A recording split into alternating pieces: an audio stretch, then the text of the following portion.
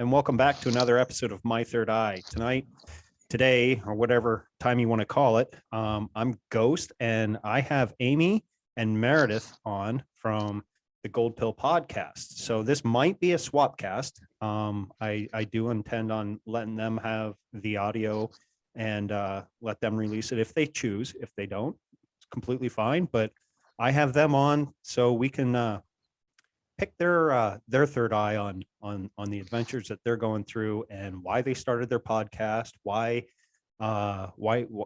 they are so in tune with their thoughts and the path that they're going down. And I first heard them on the Red Pill Cartel, and I was blown away. And I was like, I need to get these ladies on my podcast to get their information out there, because I think personally, you two you're gonna go somewhere, and the information that you guys got, and I hear people have told me that, and I'm just a normal dude, and you guys are, average ladies that probably, humble, just like I am, and you hear someone tell you that, and it's like, no, I hope, but no. You two got something big to offer to the game. So I will turn it over to Amy and then Meredith. After she's done, please feel free to chime in and plug anything away, plug your podcast, plug anything personal that you guys are doing, and we'll start having a great conversation. So I give you Amy. I'm Amy D, and we have our podcast, Gold Pill Pod. Mare and I, we met about 3 months ago or so online. We're not even in real life people, and we just vibe on this very cool level, which I would call the gold pill level. And we want to just bring the party of the gold pill like everywhere and meet some cool people and just keep the positive vibe authentic. And that's what we're here to do. But you can find us on Instagram at Take the Gold Pill, and also on TikTok at Take the Gold Pill. Mare, Edith. Yes, hello. I am Meredith. I am a professional astrologer and energy worker, and I started this meme page called Meming the Apocalypse on Instagram, and I just was looking for an outlet to place all of my psychic kind of sensings and or like just ridiculous memes or tawdry shit that I can't share anywhere else. And somehow maybe we were connected through like Emily or like something along those lines, right? Okay, so Emily Moyer, who's a amazing person, I think maybe we both belong to her Patreon, and so I think Amy found her way to my private Instagram and just kind of like gassed me up for like a little while, and I was like very always appreciative of whenever I would see you in my inbox, because it just felt like we were vibing in the same kind of energy, like having freshly been like black pilled basically and being like, fuck, okay, so this is where we actually are. Taking a good solid hard look at where that could be. And then I think that the gold pill kind of erupted out of that, kind of came to me. I don't really know exactly how. I think it came to multiple people. Amy, didn't you see somebody like talking about the gold pill? Yeah, I know. I saw someone talk about gold pillars. I've been seeing lots of people talk about like gold energy lately. And then also one of the new TikTok filters is like this, it's called like gold pillar or something. It has the same resonance, sound resonance. And it's this basically you like have this gold light coming out for you. So it's this very accessible frequency, I guess. And I feel like it's a new frequency, and it's kind of cool to be some of the first people that I know to kind of like feel it out. And then it's been really neat just seeing how authentically, not infectious, that's not the right word, but it's like people kind of, yeah, it's kind of like for the people who were done crying and who just kind of who accepted what's going on. And there's no problem. Like the crying is a big piece of it. So I'm not trying to rush people through their process, but once you're, it's kind of like, you know, it's a different way to cry now. And for sure. It's just really cool. Yeah, go ahead. No, I think I'm going to maybe kind of blow your mind, but probably not blow your mind, Meredith. I'm an empath. And you are. I am. Tell me about that. Picking up on some of your energy, like, because I think I just started following you on your personal Facebook page, and then but hearing you on Davies with the astrology and the energy work, I was like, oh shit, maybe this was meant, because I had a podcast. I just released an episode, and the other guest, Cisco, that I had on at the final 2 hours, we were really talking about being an empath and reading energy and going down that whole road. I've been really paying attention to it, and I just hopped off an interview that I was being interviewed for another podcast, and I was telling that person, I was like, last week I went Christmas shopping for my wife, and I went in and I went to a store, no problem. I came out of that store, it was in a mall, went to go in another one, a popular one I'm not going to plug. Most every woman in America knows this store. So I walked in and it was packed, but immediately I got this get out.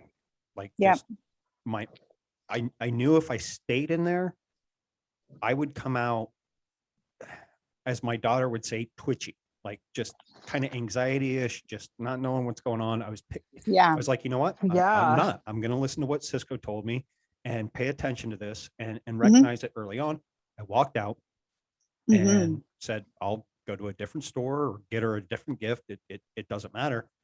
And it worked. And I was just like, oh shit. And lately I've also been on a kick where I feel I need to have some crystals around me, but I don't know which crystal. And where I live in Pennsylvania, it's such a small, I live right dab in the center. We don't have many of those type of stores. And I don't want to buy them offline because she was telling me, you know, and Steve also, he's like, you know, put your hand over them, you know, feel them, touch them. You're going to pick up on an energy. One will call to you. So it's cool that the work you do. And I've been recently blown away by astrotheology and how that so good actually that's some good is stuff. what the Bible and every major religion is actually about. And I remember sharing a podcast with someone that was talking about that, and my wife's eyes even was like, oh shit. Oh shit. Like, and I'm like, yeah, this is it. And now there are some things I can't talk to her about. She's like, oh, you're getting weird, you're freaking me out, you know. It's like, well, you know, I understand, I'll take my time, you know. She really hated the way I broke down the Christmas tree and the star on top and who Santa really was. And she's like, you're ruining every childhood memory I had about Santa. I was like, sorry, babe, I'm sorry. You know, keep your good memories, but you know, this is where you'll cycle through it again, and you'll like, it's like in 2 years you're gonna be like, I still know all this stuff, but I still like Christmas. You know what I mean? Like you're gonna be able to kind of pick and choose the things that you like about it, and that's just liberating once you get to there. But yeah, it's a bummer having like all the things that you thought you knew about, like Christmas, for instance, and just how it's not the thing that you thought it was, and how you have to deal with that information. And I don't follow the podcast. This is just really interesting because you brought it up with your wife. There's like Deb gets red pilled or something. I follow it on Instagram, but I saw the synopsis of one, and I'm assuming the whole point is that he red pills his wife. And I guess actually I believe it's his mother-in-law. Oh, oh my gosh. I actually Mhm. should really, I mean, I should listen anyways, but I should really listen because You that sounds should. incredible. Yeah. But I read the synopsis of the most recent one, and it's kind of like addressing this rift they had in their family, I guess, because of all this information coming together and all these different generations and their different understandings of the way the world is composed around them coming together at the table and kind of having to confront each other. And it's hard to still be gentle. And it's usually, it can reconcile in a bunch of different ways, but it's interesting to see it happen. And it's really cool to see people come to terms with things. But yeah, having my mom and I have an understanding that she just doesn't want to know. And I respect that. Like, if she doesn't want to know, that's her decision, that's her choice and free will. But yeah, there was a definite time where I was just spilling information over to her, like that she did not ask for. It's very easy to do. Like so today I went flyering. I'm trying to alert parents to the risks associated with the current juice that's going around, And so I was doing some flyering, like about 40 minutes away from where I live, and the girl that I was flying with, she is married, and her husband is kind of like, he's not juiced, not, like not wanting to participate in the clown show really, but all of his friends are, and like, he's just the kind of guy where he wants to keep like a positive, like he only wants to interface with something if it's like feel good and like, so, but she's like, so it's like a romantic night for her when like they get to watch like Illuminati documentaries, you know what I mean? Like, same. I know. So whatever, like, it's important, I think, on some level, like to have like your values match, like as best as possible.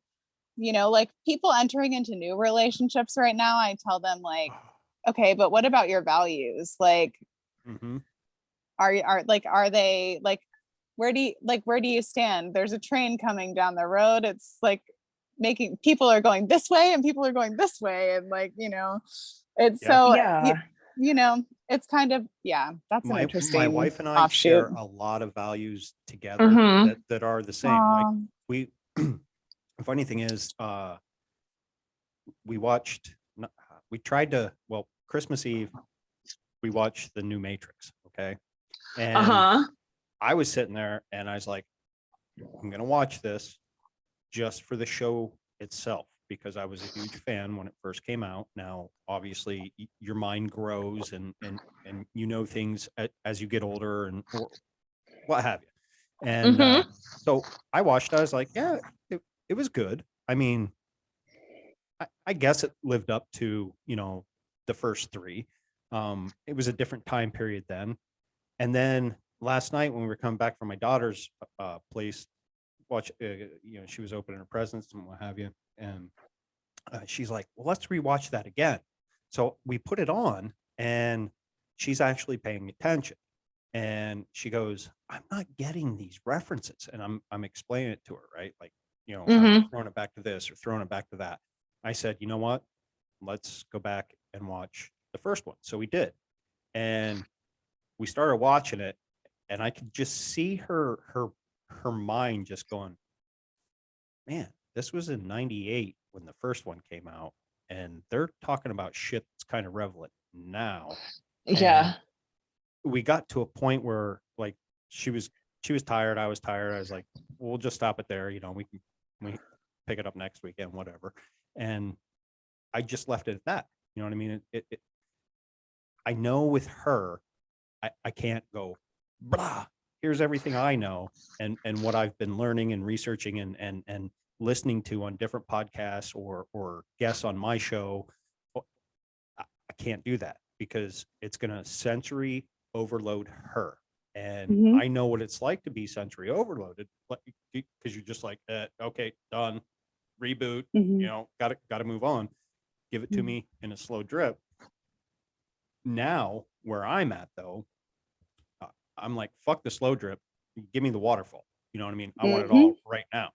But maybe she will get there one day, And that's why you have a podcast, right? That's why you Exactly. have this this outlet for what you love to do. Can I go back to you talking about empathy? Can we talk about that? Can we have Ab- can we have like a Absolutely. chit chat Let's, about empathy? let's talk, because like my wife says, she goes, you're the most, or you're the least empathetic empath I've ever met.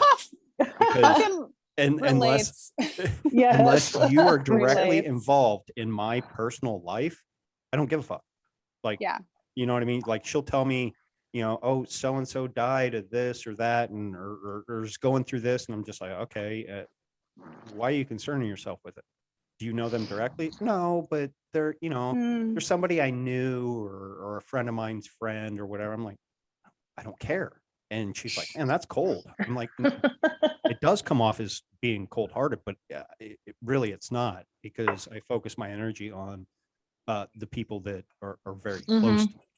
And I could learn something that from that.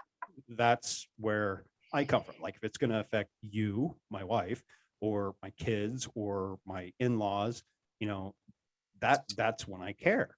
But and I'm not, I'm a vet, so I have a very weird way of expressing caring. Like, her dad got sick and got in the hospital, and I was, they said it was COVID and this and that, and they gave him remdesivir, and I'm like, I looked at her, and I'm sitting here supposed to be trying to support my wife, and I go, brace for the worst. They gave him remdesivir, and they're going to put him on a breathing apparatus thing. Start planning for the worst. Luckily, he came out. He's A-okay. However, now he's scared as shit. Now, they're almost 80 years old. So, they grew up in the time frame where they could trust the news back in the day, Right. when it first came out. So, I get that. But yeah, let's talk empath. Please. Let's fucking talk about it. Let's have that conversation. Yeah, I feel that there's this kind of vapid spiritual culture that has romanticized and glorified being an empath, and I have been very empathic for most of my life, and that shit is no fun. That is the least fun intuitive ability, in my opinion, because it paves the way to other abilities that can be that you can turn more on and off. There are strategies, there are ways. I would love to talk to you about some of the ways that I've come up with, and maybe trade strategies. But like you said, I Mhm. grew up with these abilities, but I never knew what they were until maybe about a year and a half ago. Someone goes, Mhm. dude, you're an empath. And I'm like, what's an empath? I don't have empathy. And then they're like, no, it's much more than that. You pick up on all these energies. You can tell, I can walk up to somebody, hey, dude, you're off today. What's going on? Oh, no, I'm good. And then the next day, this coworker comes in and he's like, dude, I was actually really going through this. I was like, yeah, I totally felt it off your energy. You gotta learn to balance It's that. like seeing the situation in a different dimension, sort of. It's like seeing the same picture as someone else, but you're spotting it in HD, and maybe there's someone who's not as attuned, and everyone can kind of attune, but would not see, they don't get the full picture. They get about 5% of the picture unless they work on it. But yeah, it's really interesting. The empath thing that kind of happens, though. Yeah, it seems like it's a landing place for a lot of people, and not or it's a destination. I think it comes a lot from just having there's a lot of things to it, but I think one of the things is just from having just I had lots of chaos around when I was a kid.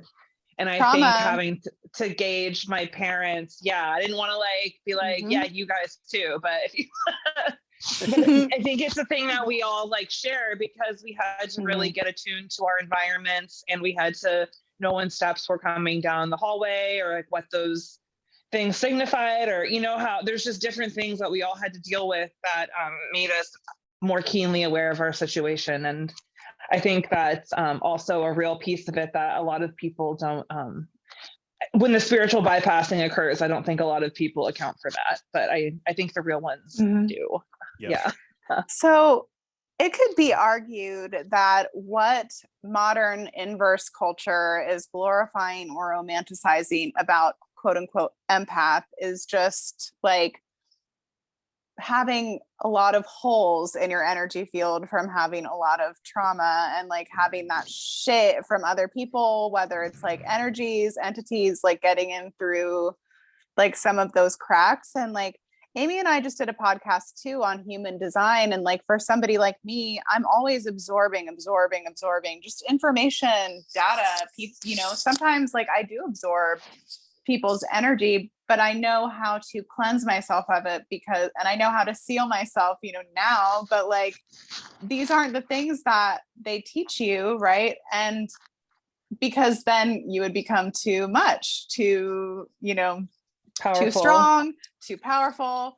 And we are all about being like as much as humanly possible in gold pill land, because I also don't think that it's my responsibility or anybody's responsibility to take on like anybody else's stuff, anybody else's issues. Like, I just don't, but that's something that like we can kind of confuse as a spiritual ability. And I do think that with every empath, there's a clairsentient, there's both a receptive and a projective empath. So you can literally change the whole entire frequency of a room. Like if you are an empath, like what you have going on can also like project, you know? So it's an interesting topic. I obviously have a lot of opinions and a lot to say, but no, I love it. I love it all because I have actually, you know, in the past, you know, when I was in the Air Force and what have you, I would be told you just have a certain presence about you that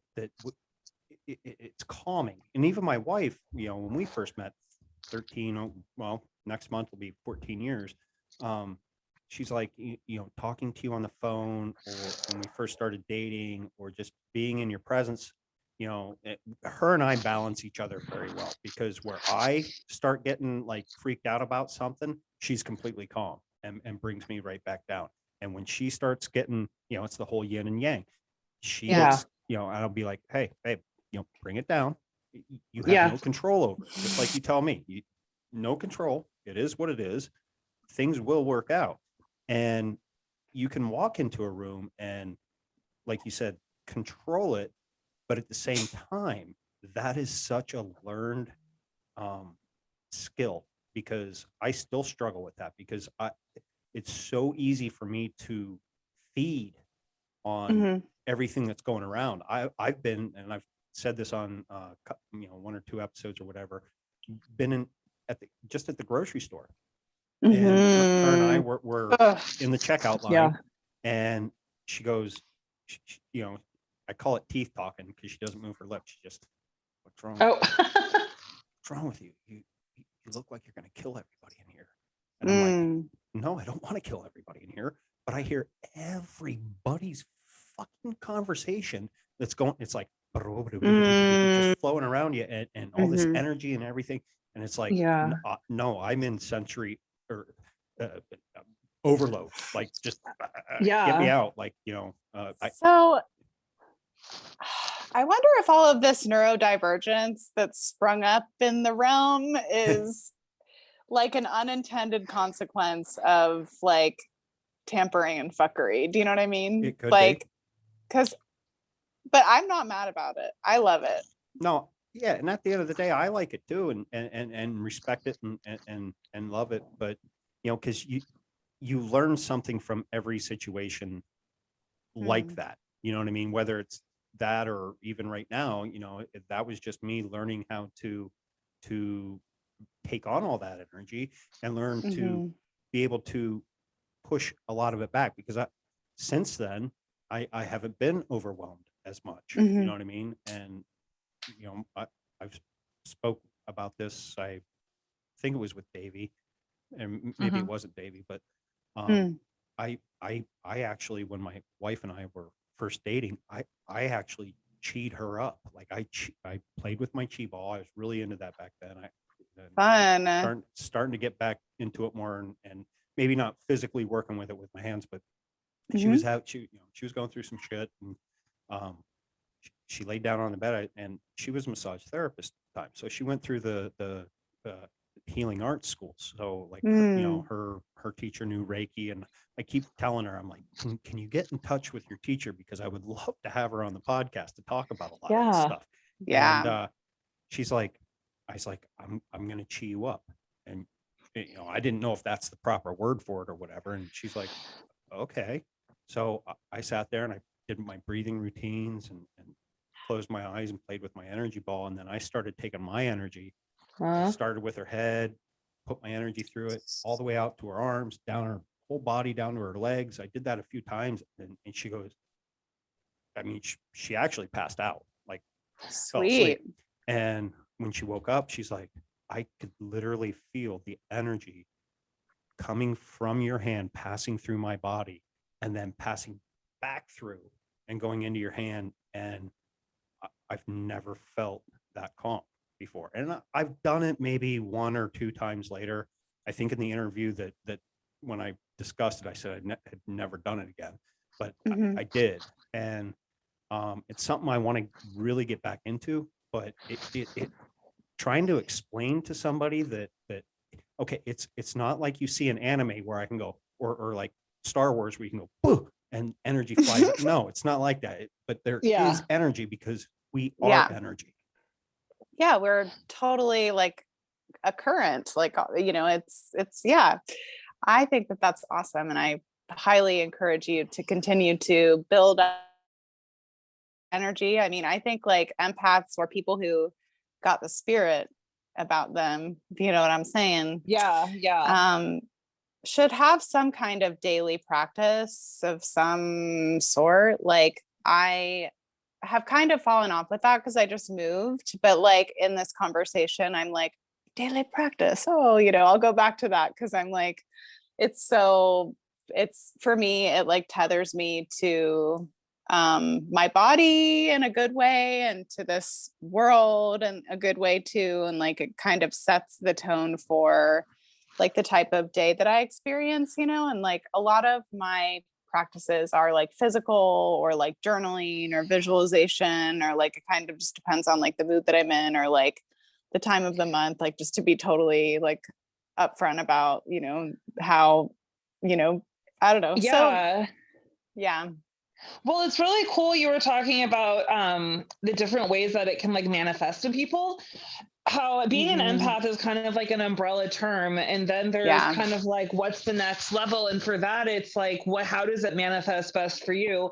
And at first it was like I was thinking it was all about feeling other people's feelings and like hearing their thoughts, and for me it's like I feel it in my body, or like I'll pick out certain things people say, or just certain things will come back to me, but everyone gets it differently. My masseuse is her hands are, she's so intuitive, you know what I'm saying? And like, she has an absolute, like her hands are healing and miraculous. And there's just people out there who are doing all this kind of work, and there's many different ways it manifests. And so absolutely, I just want people to know that being the empath is really the entry level, and then how you refine it over time is like really how you unlock your superpower, because you'll start seeing what comes more naturally to you. And it's neat. It's like a developing process that takes like your whole life. It's really cool. Yeah, it is. And like I said, I've been dealing with these experiences my whole life. I just thought it was just me utilizing a coping mechanism. You know what I mean? This is what it is.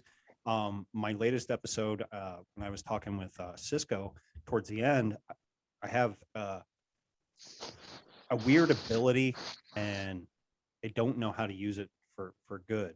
But if I'm talking with somebody, doesn't even need to be visual. I could be talking to them on the phone. I start picking up on very prominent colors that might be around somebody. Now, what are our colors? Tell me. She was like, maybe you're picking up on people's auras. And I'm like, well, I've never physically looked at somebody and saw their aura around them, but having a conversation. Now, Meredith, you keep moving around. So I'm looking at the screen and I see a lot of colors, so I couldn't do it with you.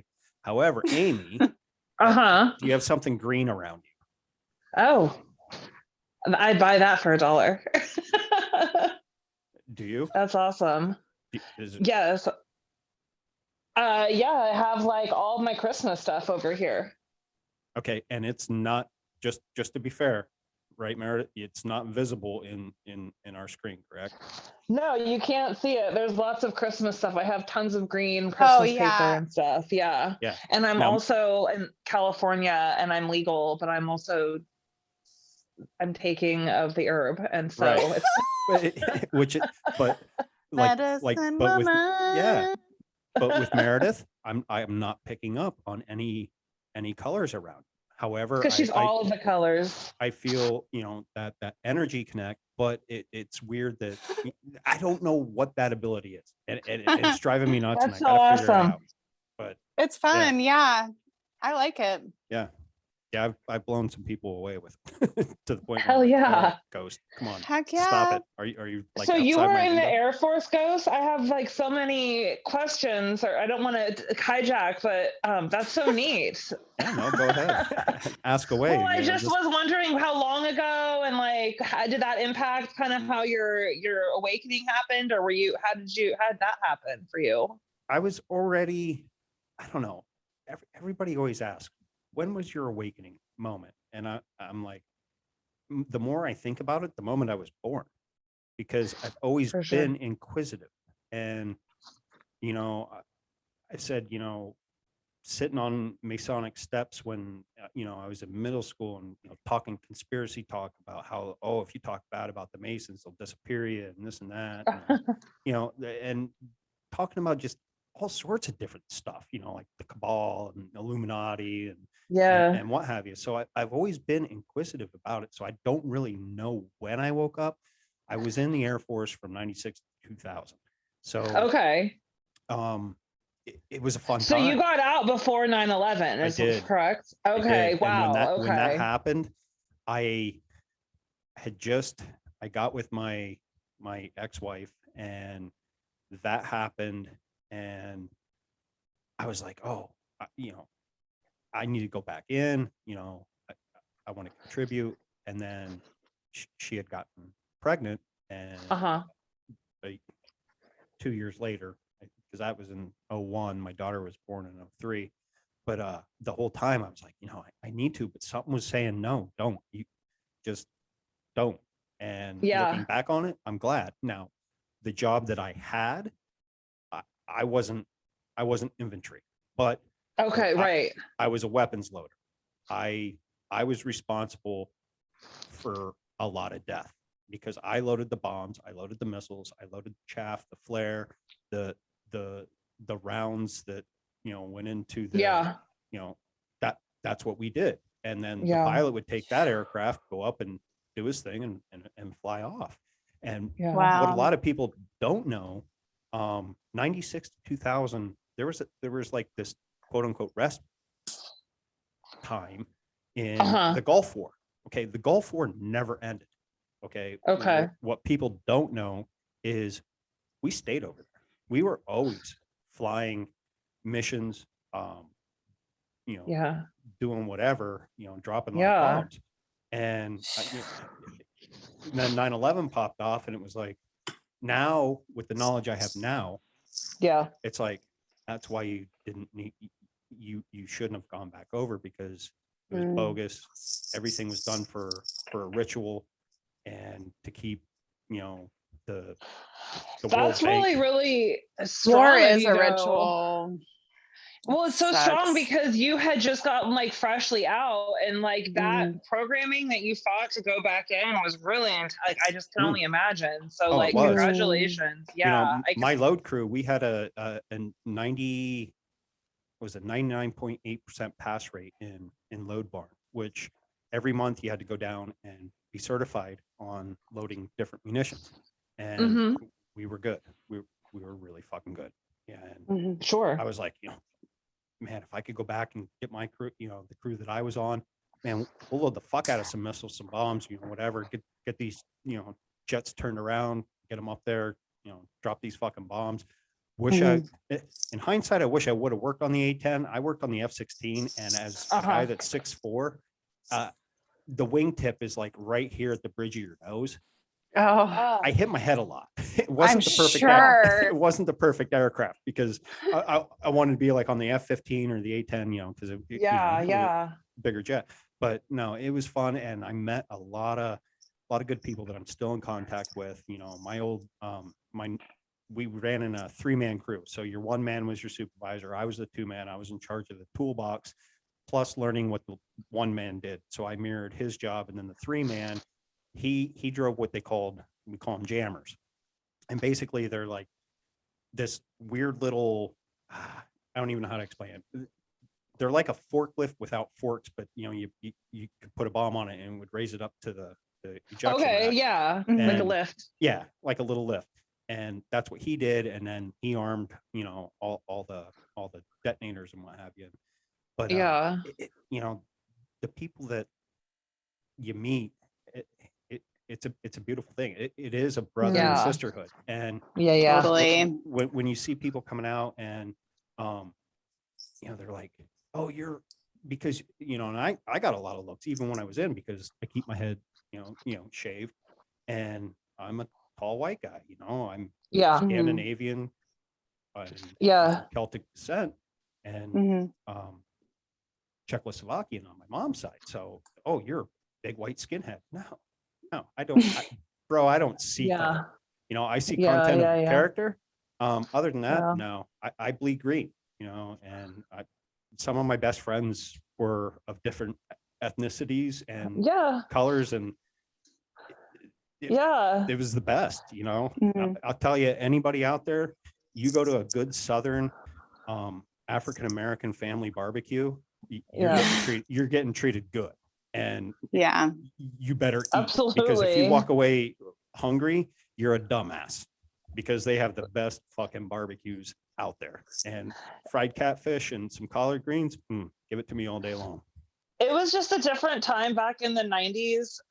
It was just different. There wasn't, the internet wasn't as crazy, and so that kind of stuff just didn't even register. It's like hard to explain unless you were there. But you have a daughter also, so she's like Gen Z. I think she'd be a millennial. She was born in 2003. Oh, okay.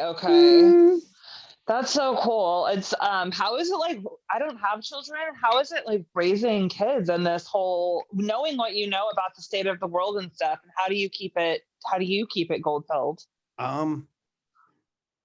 That's a great question. That is a great question, because looking back on it, when my daughter was born, her and I, right out the gate, always had a special connection.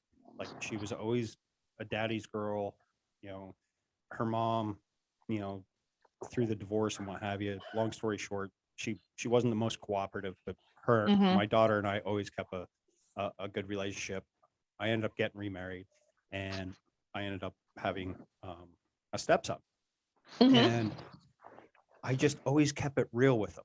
You know what I mean? Like, they would come home and, this is what we learned or whatever. And I'm not going to tell you to be a right winger or a left winger, because you're both flying the same fucking bird at the end of the day.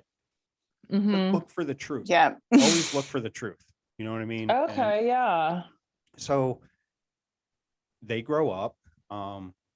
My stepson, he's not vaccinated, neither me or my wife. And my daughter is. Now, she got coerced into getting vaccine because she wanted to not be able, or not have to wear a mask on campus. Oh my And gosh. so that was the initial back then. Now, she's only had the first 2 doses. Hopefully they were placebo. She's never had any adverse side effect or whatever. Nice. But like my stepson, which I call my son, so I'm gonna quit referring to him as my stepson. My son will always look at her and be like, "What's up, guinea pig?" And she's like, "Oh, stop it. I understand." Like, she knows, but at the same time, there's times where she comes to me like, okay, I'm getting indoctrinated over here a little bit. And it's like, no, snap back to reality. What you're learning, no, that's not how it is. And even what I'm trying to tell you is probably a complete and utter fucking lie. because everything that we've ever been told through history, we've been lied to. You know what I mean? Right. It's always Yeah. written by the victor. But long story short, they both have very good common sense heads on their shoulders, and Mhm. that didn't come from just me. That also came from my wife, because my wife took my daughter in just like I did her son, and you know, they're ours. You know, Mhm. okay, Yeah. they're his dad and her mom are fucking. I'm sorry, I'm gonna say this, but they're fucking retarded. At, Yeah. at, Yeah. Yeah. at the Yeah. end of the day, you know what I mean? So Kind of the living worst. Yeah. yeah, and Mhm. even my daughter's uh who she's dating uh goes, dude, your mom's completely manipulating. Yeah. And I'm like, yeah, I could have told you that from day one. That's all she does. She's a manipulator. You know, you Mm. can't, Yeah. and that's how most of these schools and certain jobs do it. They don't care about you. They just want to manipulate you into thinking a certain way. Well, So you go out and, no offense, wear a pussy hat and scream and yell and cry mhm. because some dude got elected that, okay, some people voted for, did some good things, but at the end of the day was a douchebag as well. You know, Yeah. I don't know. Sorry. The No. Go ahead, Ma. institutions, sorry, I have a friend who's a public health student at the college that was local to the town that I just left. And he's absolutely wonderful. Some people, the juice changes their energetics, some people it doesn't. And like with him, I feel like he has light coming out of him. He's totally gold pilled too, and black pilled. So he's fine. Like he's taken both juices and has is very concerned that like he's gonna have to get the booster. He got the, you know, the affliction, he got Rona. So, it's like after Yeah. he got both, and so he's just like, what the heck, like this is all BS and nonsense. And like, he's just kind of like, they're really wargaming this at institutions like schools, hospitals, like the places where people go for their institutional things.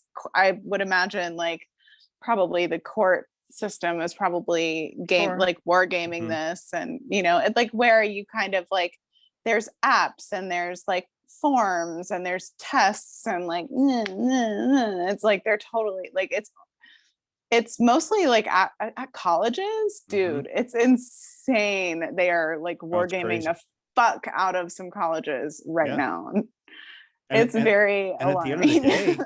day, Yeah. it's succeeding 90% of the time. You know what I mean? That's right. You go to any college and you rarely run into a true free thinker, like that will challenge what their professor is saying and what society or the government's saying, and looking into it on their own. I mean, you see it all over TikTok, Facebook, whatever.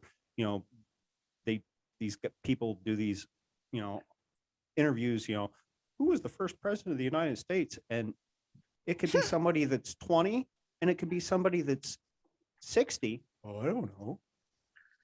But I like that kind of stuff Hello? doesn't even bug me because it's like the government is kind of clownish. And so, but I think what my like sort of like signifier of someone that like gets it or doesn't is either you get that you're being lied to and they don't care about you, and then all of this is done in the name of that, but it's for other reasons. And we Right. could all argue to the cows come home about what those reasons are, but they don't care about you. And in some of the people that I've kind of like taken I've been there, let's say they're Sherpa for waking up. That's kind of the mantra we always have to go back to, is like, they don't care about you. So the things that you're thinking are based on this foundation of they care.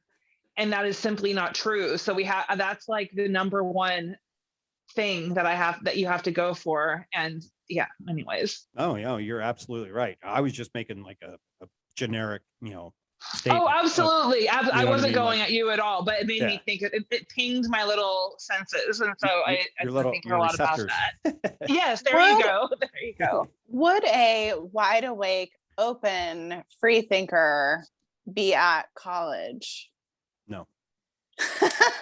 No. Dude, I was so deep in the academic mire like back in the day.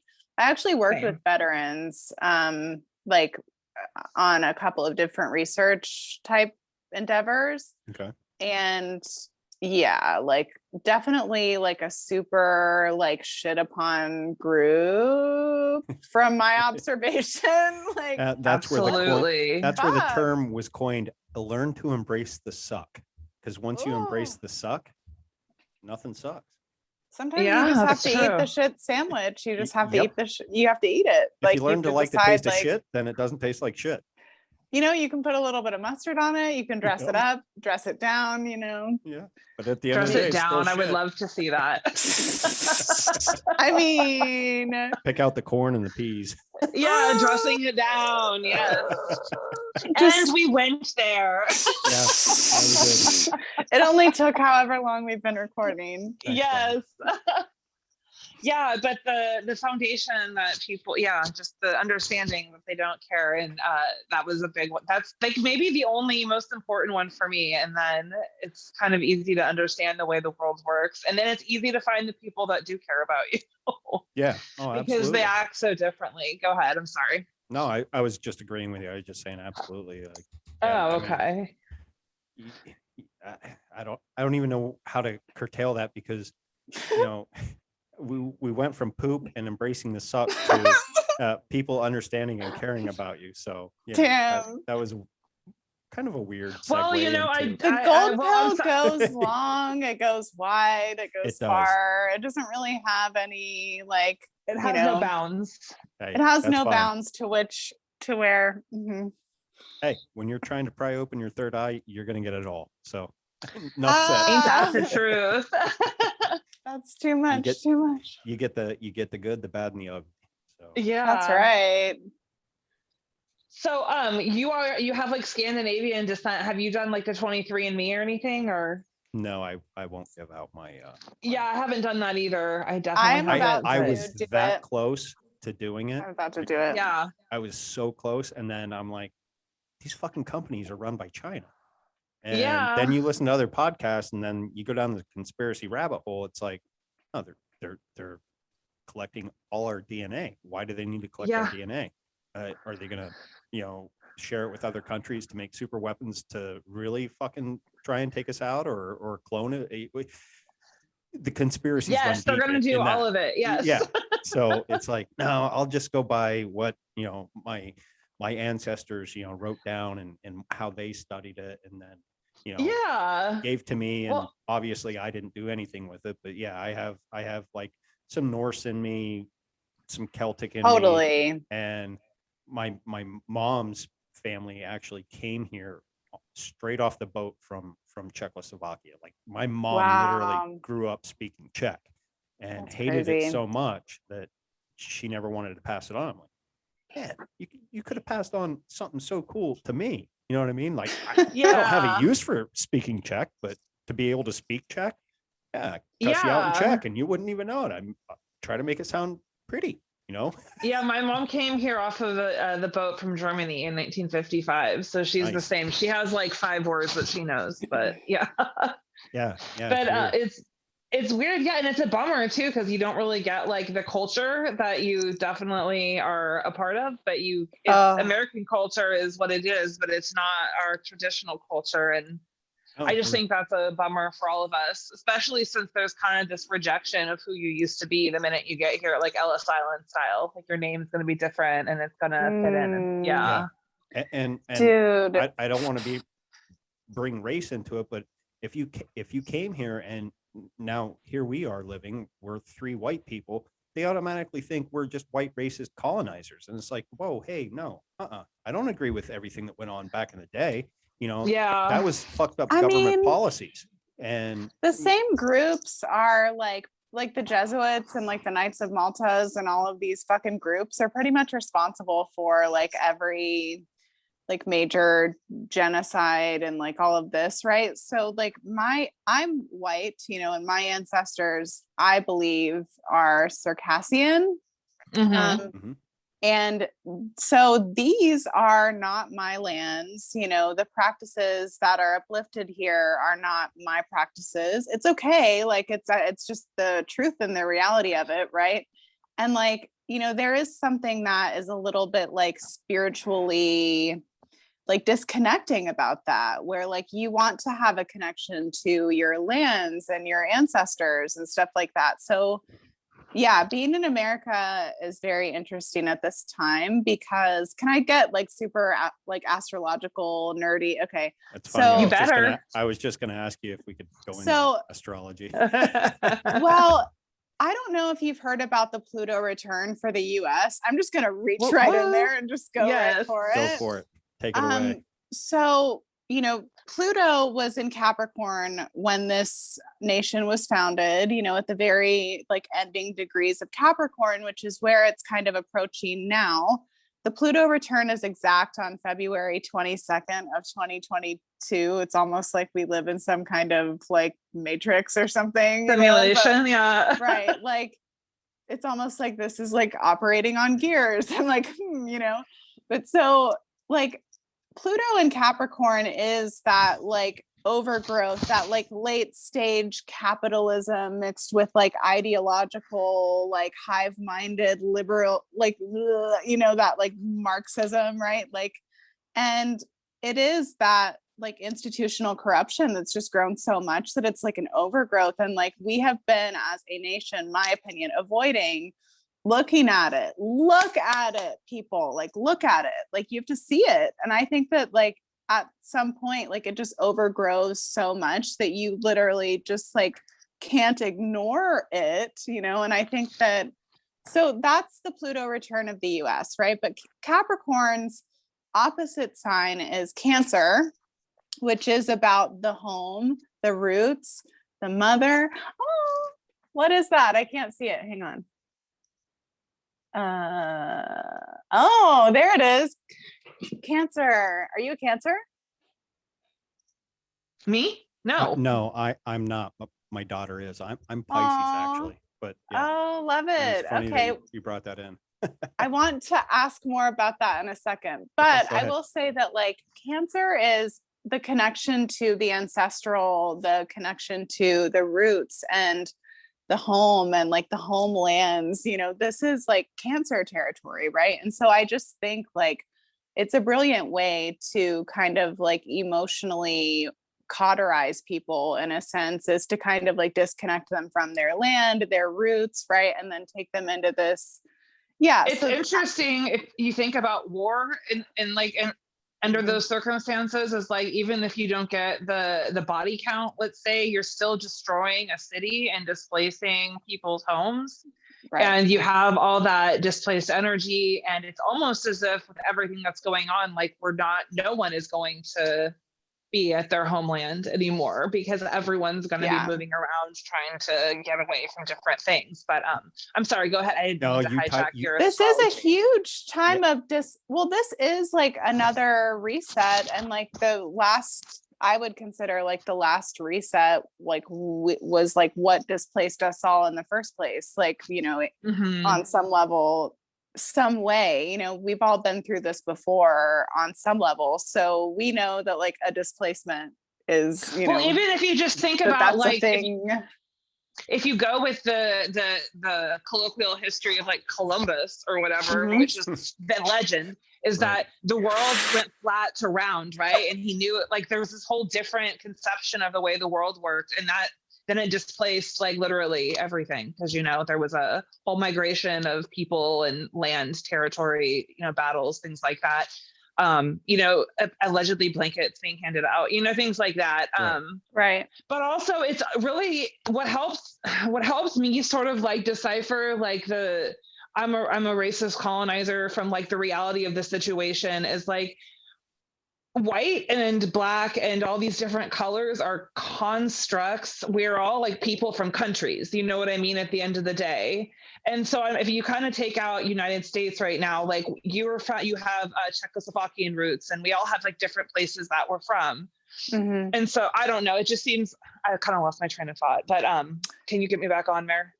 Well, yes, and I'm going to kind of like add to what you're Please. saying, if that's okay. Like, Yes. So I was saying about my Circassian ancestors, right? And they were driven out of the Caucasus Mountains by the Russians and were basically like genocided and like sold into like sex slavery and stuff. So like nobody's like, I just don't think people realize, like, if people don't know their own history, you know, whether it is like ancestral or just kind of peeling through, you know, because like the news is obviously terrible, right?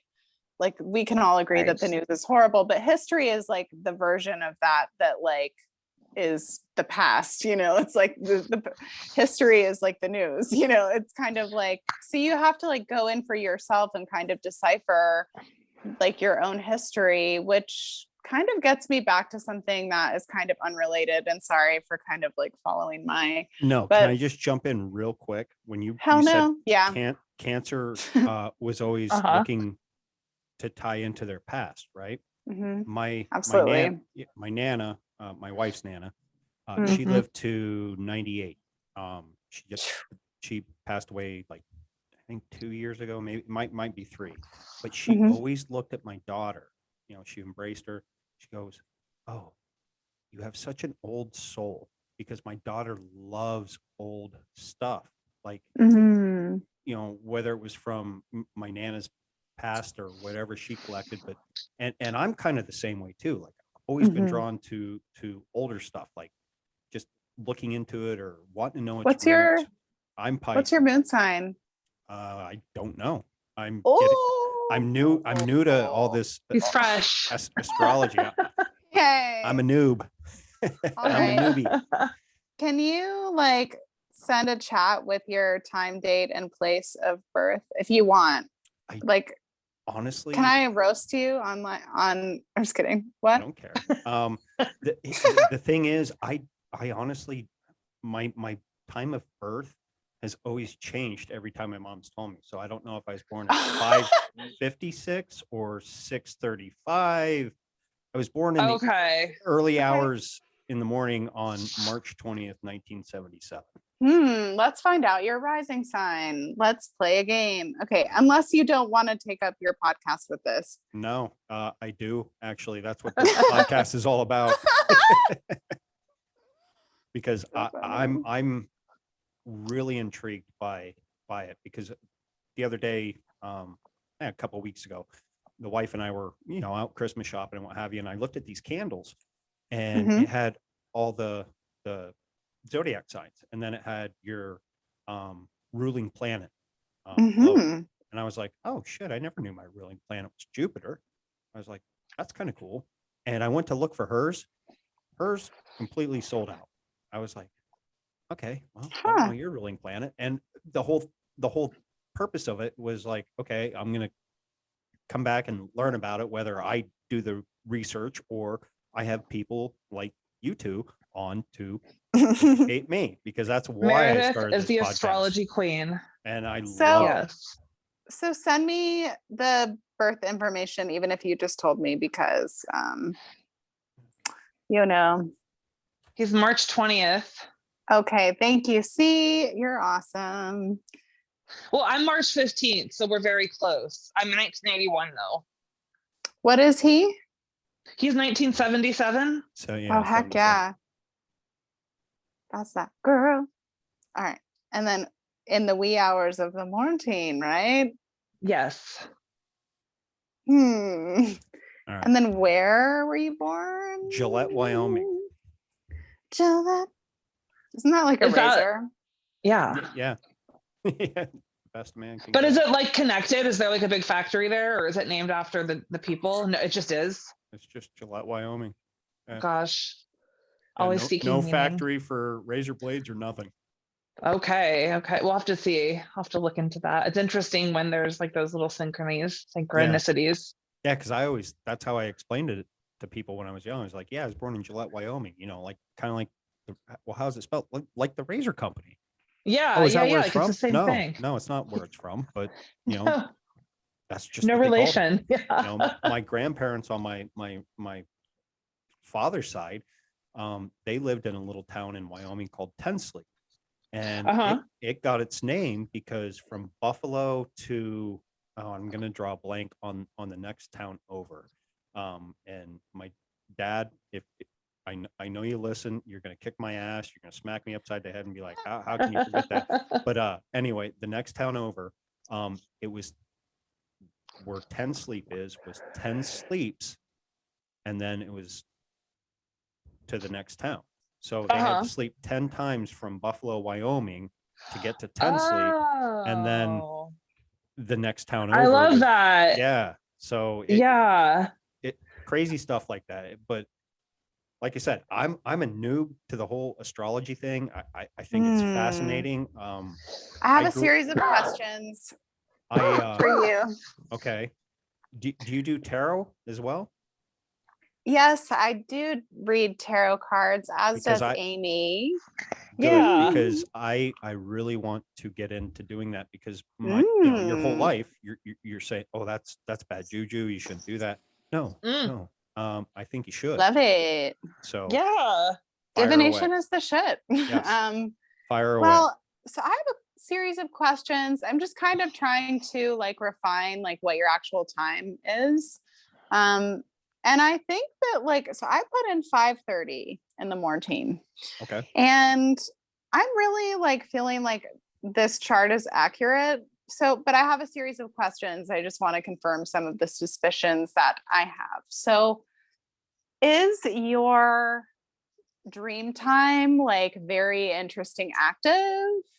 Oh, I have a lot of very interesting dreams. Almost like you're like in the spiritual war or something, that you have like a big role in that, or like that you like feature in that or something. I don't know. My most recent dream that I had just the other night, I was at my daughter's apartment's her door, and because she lives on the second floor, you had to kind of walk around the back, and I was in my dream, I was told to go over there for some reason, but in my dream, it was really cold, which could play to the part of the year, but it hasn't been this cold. And like, you know how you get that, like when you're watching certain movies, it just kind of shakes a little bit, and like the vision. So that's kind of how it was. And I kept reaching for the doorknob, and everything was locked. And every time I went to knock on it, my knocks weren't heard. And I was trying to get in because I needed to get up there for some reason.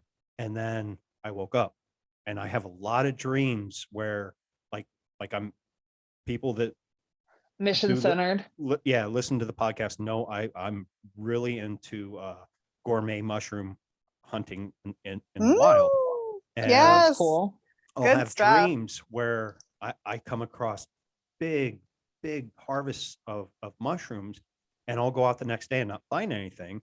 But then like a week or two later, I'll be fruitful in my gathering. So it's kind of like projecting something that might happen. So if that answered your question, yes, 100%, definitely did. Okay, so my next question is kind of personal. Sorry, I'm going to put you on the spot. So have relationships in general been like a central, both like huge like ass whooping type lesson after lesson after lesson, but also this just like, maybe now it seems like with your wife you have this like space of peace and freedom and autonomy, but also togetherness, and like it seems like you guys have like a nice balance going on at this point, you know? Yes. And even when we first started dating, I received a lot of ass whoopings, but we've balanced that out, you know, to the point where, you know, she's of German descent on one side of her family, and I forget where her mom's side of the family comes from. So they're very strong and emotionally driven, and you know, not afraid to back down from a fight, like a Rottweiler or whatever. And but I'll take it. Right. but at the end of the day, she's so loving, so nurturing. Mhm. And now in our relationship, I can be like, I'll look at her and be like, babe, you're giving off a weird well, the house hasn't been cleaned and people might be coming over, yada yada yada, just something. I'm be like, hey, relax. You keep a clean house all the fucking time. To you, Yeah. it's dirty. Nobody else thinks it's dirty. Is she a Virgo? She was born in May. Oh, okay, cool. Maybe she's like a Taurus or something. That's nice. Well, so can I ask you another question? Ask away. About your chart? So, what is your relationship to authority? Like in terms of like your like daily work, like bosses and stuff like that. Is that a point of contention at times where you're like, oh, fuck, or like with the boss that I have now? Yes. Oh, I imagine. Bosses previously? No, I've always not always, but for the most part, always respected who my supervisor was or who my boss was. Nice. And hey, you treat me good, I'll do anything to scratch your back and we'll make this thing happen. The boss I have currently now, the funny thing is I was in a managerial position under him, but he had to do it his way and yada yada yada. Long story short, me and him went rounds verbally, and he saw a side of me that I don't like to let out. I can get angry like a Viking. Like a Viking now and again. And my wife calls me like, okay, he poked the bear and the bear woke up, and right. So I stepped down, but that was the first time I ever did that. I've always been a person that strived to be in a leadership role and thrived in those roles because I knew I had something good to bring to whatever position I was doing at that time or whatever job it was at that time. Yeah. All right. Yeah, I think that the chart that I'm looking at could be at least close to your chart. So that's fucking awesome. Can I tell you about it? Yeah, please do. Okay. So you actually are a Pisces rising, if this is the right time, which I kind of think that it is. So the rising sign is like it's like the vessel that your soul chooses to move around in. It's kind of like unconscious, like, how like there are parts of you that like other people observe, but you don't observe them. That's kind of the rising sign is like that, where it's so instinctual that we don't even realize that it's happening. But guess what? Your unconscious and your conscious are the same because your sun is also in Pisces, as you know. Your sun is at the anaretic degree, which is like the very, very last degree. Like you were born on like the last day or like the last minute moment of Pisces season. And that does carry like pretty old soul type frequency energy, and old souls are usually more aware of what's bubbling up beneath, the beneath the layers of the conscious mind, So you're also really aware of everything all the time. Like I could see that for sure. You have a lot of planets in your first house, which, having like so you have your moon in Aries. So I'm just going to keep riffing. I don't know. Your moon is like your internal self. It's like your, how you are on the inside, right? But a lot of your insides are kind of on the outside. You know what I mean? Like when you're feeling a certain type of way, or like when you're having a whatever like kind of mood you're in, it definitely does very much like convey like outwardly what's going on. Like I would say it's probably like visible, like, yes. And you are. I wear it on my face and on my right. But there is a lot of like sponginess to Pisces rising, Pisces sun, which does kind of make like, and having Mercury and your moon together in your first house of self, you're always like taking in information from your environment, and like there's a lot of like wanting to go out and do literally everything, and like also taste like the entire apple of life in like one bite, you know, like, and like kind of spontaneous energy. So it's like old soul, but like youthful kind of, you know, like curiosities.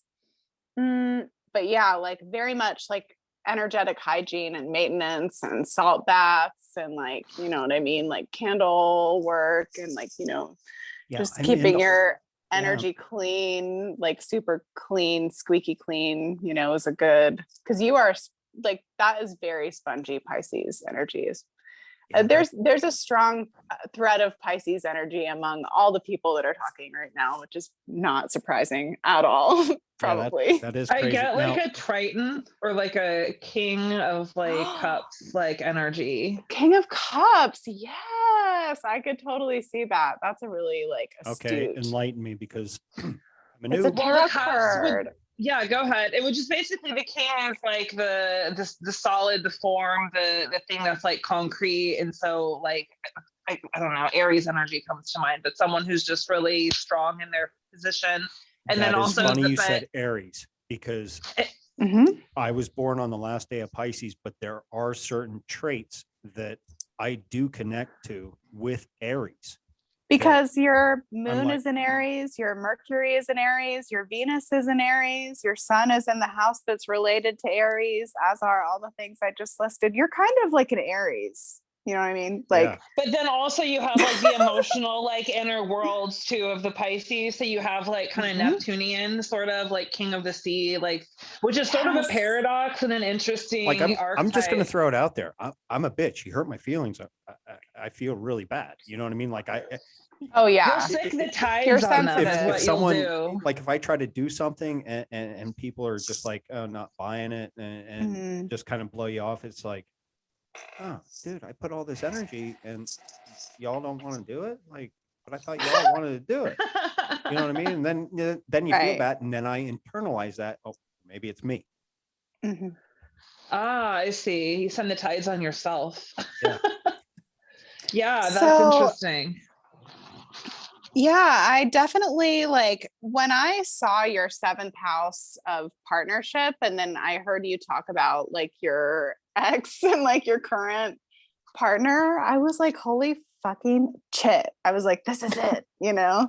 Like, because like you have, can I tell you about it? Is that gonna ruffle any feathers? I don't want to like, I don't get offended. So cool. Well, then you are a friend of mine. The only time I get upset is when I have an idea that, like I just said, hey, it sounds good, everybody wants to do it, and I plan it together, and then nobody wants to do it. It's like such a bummer. That is upsetting. It's like, come on, y'all. Yeah, it's like, oh, y'all want to have a fire, you know, Friday after work and yeah, let's do it. And then Friday comes and dude, I gotta reschedule. That is it's a huge bummer. But y'all wanted this. But anyway, go ahead. Ruffle my feathers. Okay, so are you ready to go into the deep astrology woo? Like, sure. Okay, so so there's a couple of axes at play. There's the 1st house and the 7th house. They work together. The 1st house is the house of the self. It's like the who that you are, you know. The 7th house is very much like the other, like the partner, the mirror, like the where you like, it's what you kind of like externalize as something that you're not. So you push it to the outside of your energy field, and then what's on the outside of your energy field that attracts, you know, the partners that you interact with. So that's how I kind of see the 1st and the 7th house axis interacting. And you have like very much a lot of stuff in the 1st house and the 7th house, you know, and I kind of, so you have Pluto, which I don't know if you're too familiar with like the mythology of Pluto and like the journey into the underworld and the descent and like the really like going fucking through shit so that you can alchemize it and transmute it. And then you can like have transformative experiences, perhaps that are positive, like, or whatever, you know, it's that whole hero's journey of Pluto. But Pluto is in your 7th house of partnership, like, and relate, like romantic partnerships, business partnerships, friendships, it's just the mirror, And so Pluto in the 7th house can attract like narcissists or people who are like unnecessarily volatile, or like just have a lot of like trauma, or have a lot of edge to them, or like addicts, like that kind of signature. And like, once you get out of that loop though, holy fucking shit, you can have like amazing relationships that are very close, very bonded, And you also have this really interesting thing going on in your 7th house too. It's called the North Node of the Moon. This is a point in the astrology chart that gets at something like reincarnation, or your prior lifetimes, your prior existences here. And it's just pattern that you kind of like incur over the course of many lifetimes. Perhaps we get in these loops. We're all stuck in loops, and so like the South Node has to do with your past lives, where you've been, and the North Node has to do with what you're trying, like what you as a soul in this incarnation, in this body, are trying to like master or like achieve, and you kind of get little blessings when you really kind of lean into the North Node in your chart. Like you kind of feel like you're operating without skin in a way, because it's uncomfortable, it doesn't feel right, but it can be liberating, too, to like step into that. But so you have the South Node in Aries in your 1st house, where you have Moon and Mercury, and you have all of this stuff that kind of keeps you tethered to yourself. Like in your prior lifetimes, you probably like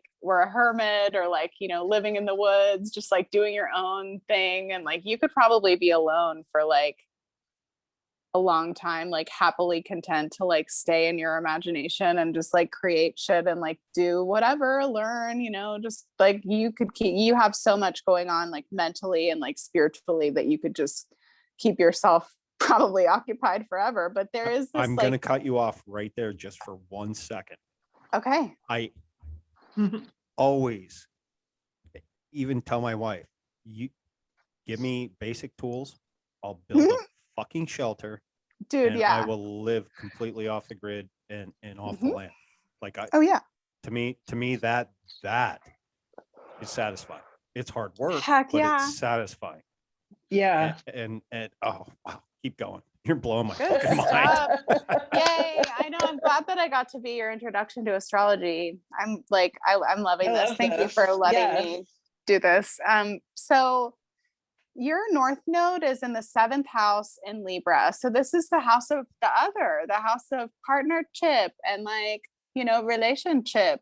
And like, so you, even though like you are so like, I could be alone and build like, oh, and here we are. I find myself in this castle. What the fuck? It was almost like I like pulled it down from spirit, which I consider to be like Pisces, and turned it into something that can actually exist here, like a spark, like Aries, it's like, that's, so you're good, but there is, on a soul level anyway, a desire to partner and a desire to figure out what that feels like to like be all in another person's business and like space and stuff. And like, so there is that energy of like, you keep getting fucking pushed to partner and to partner and to partner. And you're like, what the actual fuck? Like what, and maybe, I don't know, I could just see Pluto being like super tumultuous, but like the North Node being like maybe kind of similar to the situation you're in now, where like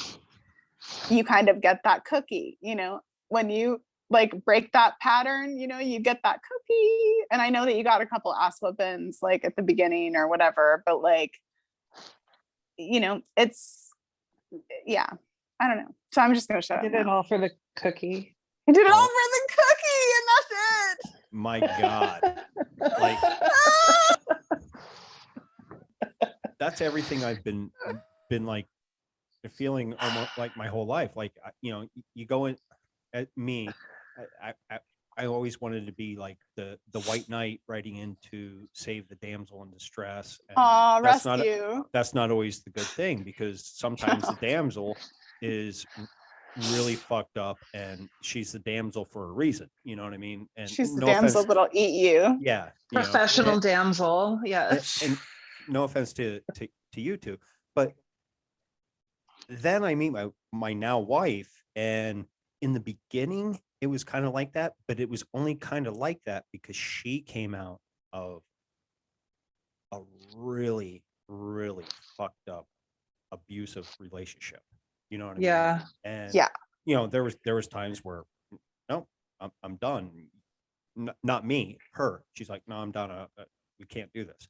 And then we joke that that turned out to be an every Monday thing. We were breaking up, in Yeah. the first year or so. And then we just slowly grew. And I'm not going to say our marriage is perfect. Do we have Right. arguments? Yes. Yeah. Every couple does. And Mhm. but the way we argue, she will spat off what she's feeling, and I shut up, and I won't talk. And at first, Hallelujah. she hated that. Hated it. She was like, "Oh, why aren't you fighting back?" Da, da, da. I'm like, sorry, I'm jamming you out. I want no part of it. Now she is learning to use that and do the same thing. She'll, and we won't talk for a couple days, and then eventually, okay, well, slow conversations, and then we'll have a conversation about what happened, real brief, and Mhm. okay, all right, we're done. Now we're back to being happy, jovial, ghost and Yeah. ghostette. So And we Relationships started are back funny. at one. yeah. Yeah, there you go. Do any of you two listen to Tool? A little bit, yeah. No. I think you would actually really connect with Tool. Start with their Lateralis album. Okay. I will. Yeah, I promise. I feel like I would connect with Tool. And it's funny that I've had this thought like now multiple times that there are two different groups of people who listen to Tool. I say as someone who listens to zero Tool. But like so I feel that like one group is like exceedingly intelligent and like brilliant and like sees it, and like Tool sees it or something. And so it's like a whole thing. And then I think that the other part of the people that listen to Tool are like opposite end of the intelligence spectrum. Mhm. Well, there's like the sacred and the profane, right? And like they come together in so much of what even like, not to compare Tool to pop music, but even pop music, which there's the same kind of populace that listens to it.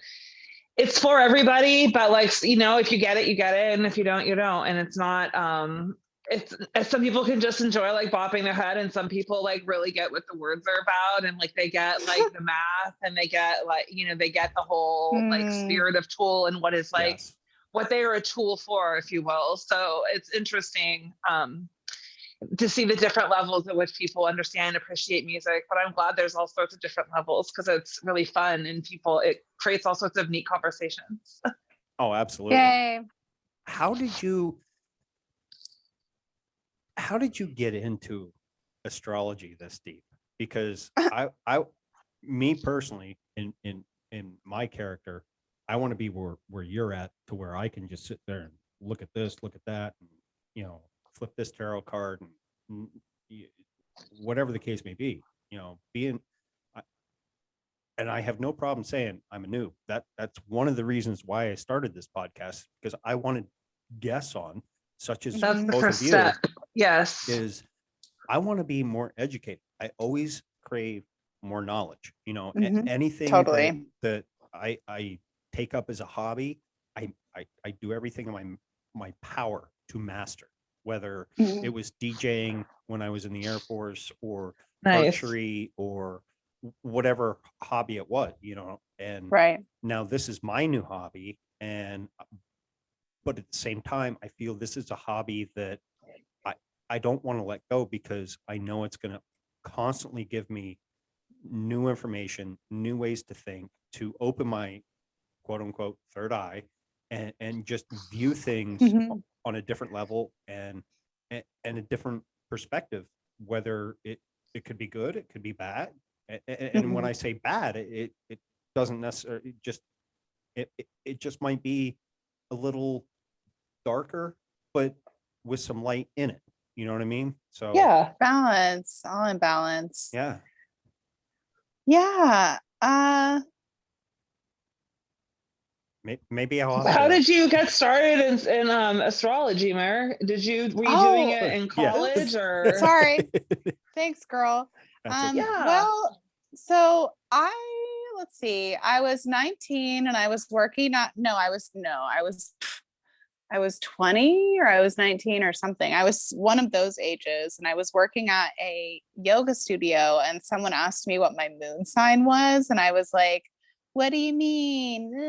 What is my moon sign? What, and so of course like I went, down infinity rabbit holes and I was studying psychology and I was pretty like academic, kind of in terms of like approaching that. Like I was really an overachiever. I really did the most and like burnt my toast. Yes. And so, like I started learning about astrology and I just couldn't stop. It was like it was just fascinating to me. Like I have a lot of like astrology that's very like underworldish as well, and so I kind of like it was the first time I guess that I felt seen in some of those archetypes. And so I was like, okay, there's obviously something to this. And so I use it to get inside, not to go outside. This is all space, right? So I think that like we have like different aspects and different representations of whatever the cosmos, quote unquote, is in our cells. And that's like what I've focused on. I mean, there's definitely like, but I started just kind of like looking at like, I love like Myers-Briggs and Enneagram and all of those different like typing systems. My mind just like eats that shit alive, like loves it, so How are you with gematria? I've kind of I like it.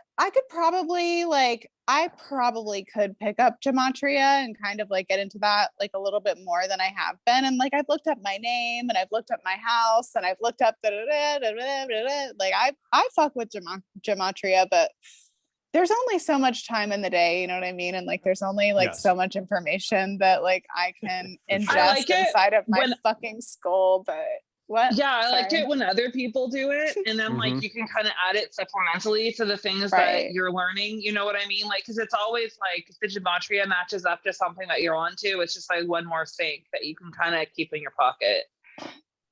Yeah. Have you ever read the Kabbalion? Either of you? No. Isn't that just I like the highly- Hermetic laws? Yeah, I highly recommend it. It's really, really excellent. And basically, the 7 principles they talk about in there can be like reflected and back to you in everything. It's so true. It's a really good foundational piece. Go ahead. I was just talking about natural law with my friend who I really want to have on our podcast. Yeah. I want to talk to her about like natural law and like genes, genetics, and like how some of those things interplay with what's going on right now.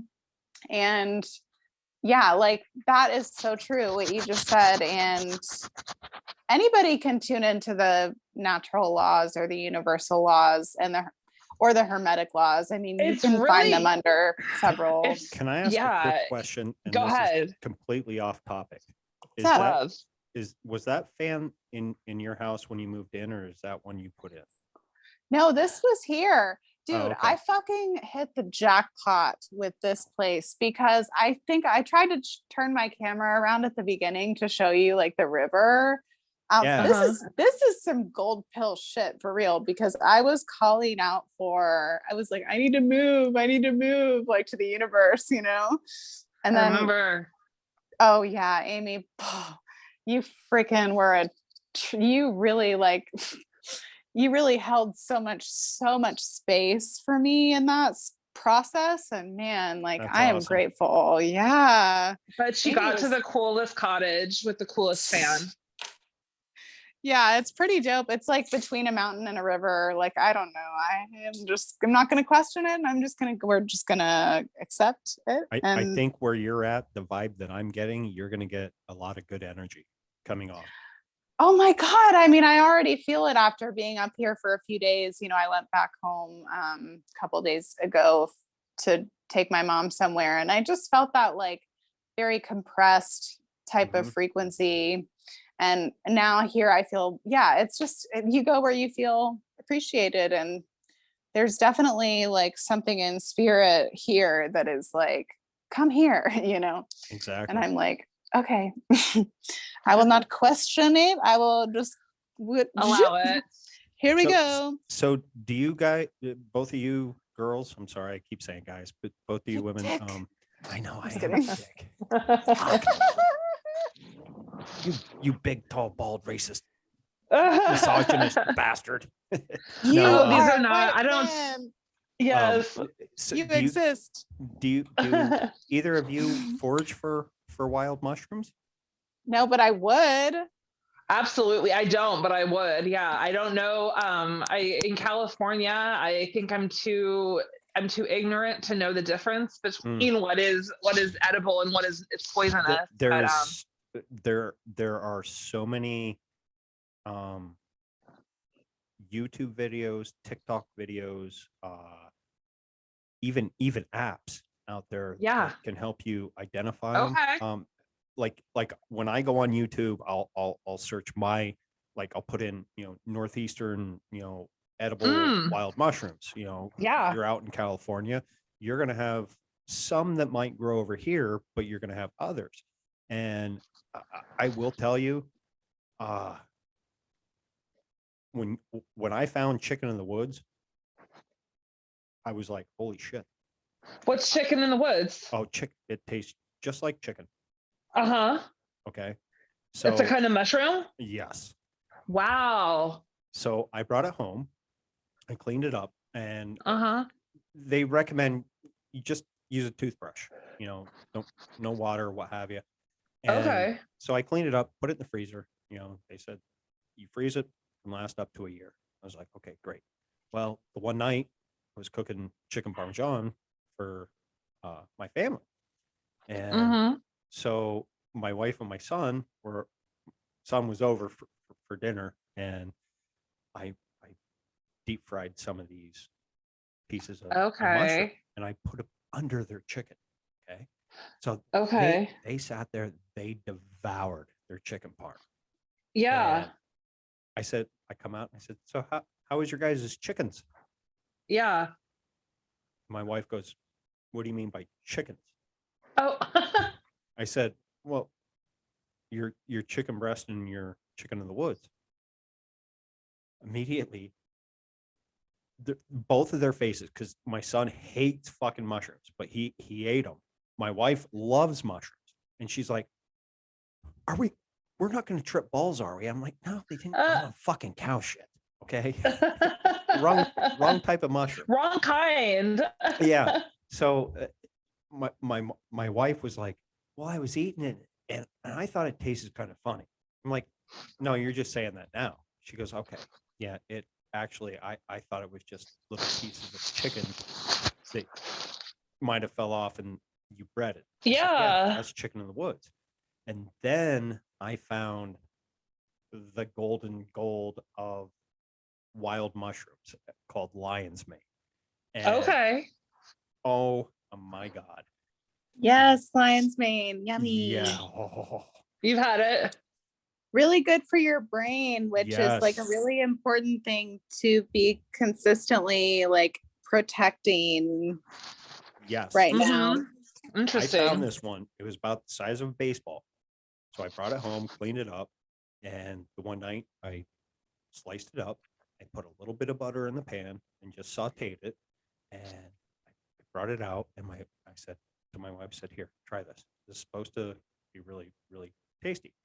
And she took a bite of it, and she goes, her eyes just got big. She goes, that tastes like crab dipped in butter.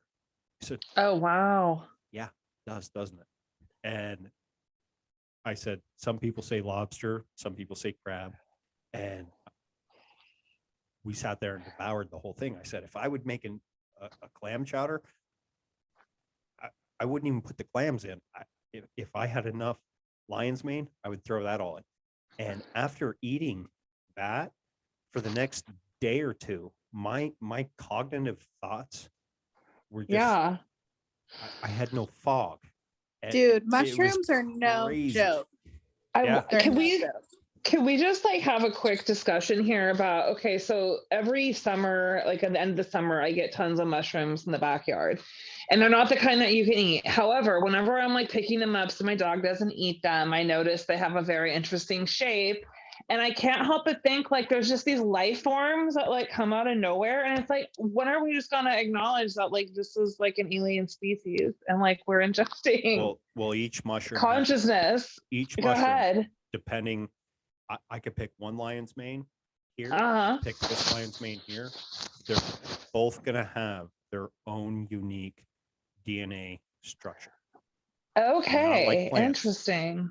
Plants, I pick a daisy here and I pick a daisy here. Their chemical makeup and composition is going to be the same. Mushrooms, completely different.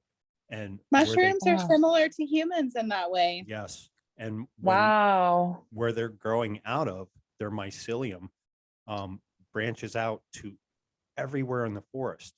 Where trees use their mycelium, okay, I dropped a seed, it might be a little too close, so it'll tell the mycelium, don't give that one as much water as the one that's further away. That I way see. that tree will grow. Right, the It's- intelligence. if you have Netflix, watch the Fantastic Fungi. Okay. Yeah, I've heard Especially- it's really good. Asher's especially been if like you're- wanting me to watch if you're it for a smoking while. some- Yeah. Smoking a little bit of green. Hey, we all partake. My here. vibe check. I'm Yes. jealous. We all have like one thing that's interesting that's kind of a synchro is that we all have like late stage Pisces in our charts. And Rebel. well, Okay, yeah, that's so me and Amy are Pisces. What are you? well, I'm a Leo, but He's a brave my- heart. Oh, you're the lion. Yeah, Yes. it's a little bit like that. But my moon sign is Pisces and it's at the like 23rd degree, which is right where Amy's sun is. Your sun's not too far from that. So we all kind of Wait, have my that, son's like, in the 23rd degree in Pisces. I think it's like right on my moon. It's like the 23rd or the 22nd. Yeah, wait, we're okay, interesting. Because the 23rd Which- in Pisces, I think we've talked about this before. That like sync of those two things is very interesting to me, especially with the rebel. But go ahead. I don't Well, wanna- yeah, because the late stage Pisces is like very witch trial, ritual burning, like censorship. Like it's that same kind of theme that comes back every reset. Like Mhm. that. And it is like it's the last 10 degrees of the whole zodiac. So with it carries a little bit of everything, a little bit of each sign, and it's super magical, always super connected to both the bowels and the heavens. It's very like it's interesting, but yeah, it's the best. It's the Now- best place. I noticed on Sam Tripoli says this a lot. The elite use astrology or something to that effect, like the Yeah. globalists, the Kabbalah use Yeah. it, know it, Yeah. and the rich don't. However, or vice versa, I forget how it goes. Now us common people are really getting into it, and it's really resurging because I will ask you, Meredith, are we in the age of Aquarius now, or I don't believe so. No, I think go ahead. I'm sorry. I almost stole your thunder. Yeah, no worries. I have some thoughts on this. So every time that I have lived through an end of the age as a soul, there's like way bigger earth changes and bigger cataclysms and bigger like type events, like always, like at the end of the age, there's like a devolution into totalitarianism and like war and like high strangeness and, you know, some interesting. You don't like think that's common going on right now themes. though?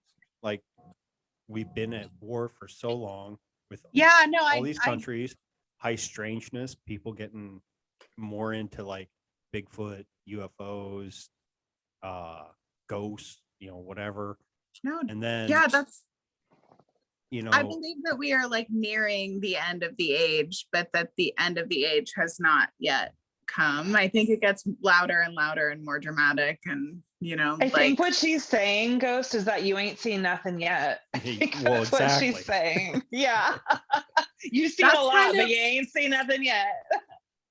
Yeah, like, and I think that the whole whatever is Mayan on the other, calendar thing, you know, everybody thought, oh, the world was going to end, but then there are people out there that point to it was like, no, that was just the age of Pisces ending, and we're going into the age of Aquarius. So Have you guys seen that meme going around, or not a meme, but it's the idea going around that like the actual Mayan calendar, like that was based on the Gregorian calendar, not the Mayan calendar, but the 2012 date, and that actually, if you were to like account for the differences and dates, that were like that's actually this year. And there's a lot of other reasons people think it's this year. There's the Olympics. There's a million reasons people think it's this year, but it's interesting. A lot has changed.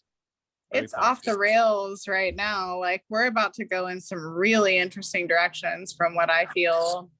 I think we're like in this weird like in between phase. Like we're kind of like at the end and the beginning, and we are kind of figuring out who we are as people and then who we want to be as a civilization. And I think that those two, I think you have a very, for lack of a better understanding, like a very naturally focused group of people that don't really want to, don't really have any interest in like going into like the Borg. And then you have the people who don't really understand that there's like a natural world and they think the Borg is the natural world, and they're going to fight to protect the Borg because it's what they know. And we're going to have kind of this like battle royale, whether it's of wits or like, I don't know, dance battle. I don't know what it's going to be, but I think that's kind of where we're at. And that's going to determine the greatness or the craziness of wherever the Aquarius goes. That's my assessment.